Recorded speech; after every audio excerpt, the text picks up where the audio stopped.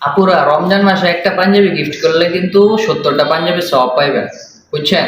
কারণ রমজানে এক নেকির পরিবর্তে 70 নেকি দেওয়া হয়। এই দেখেন আমার কতজন একটা করে দিয়া 70টা সওয়াব নিয়ে গেছে, কিন্তু এই দেখেন আমার কোনো পাঞ্জাবির অভাব নেই, সবাই 70টা সওয়াব নিয়ে গেছে।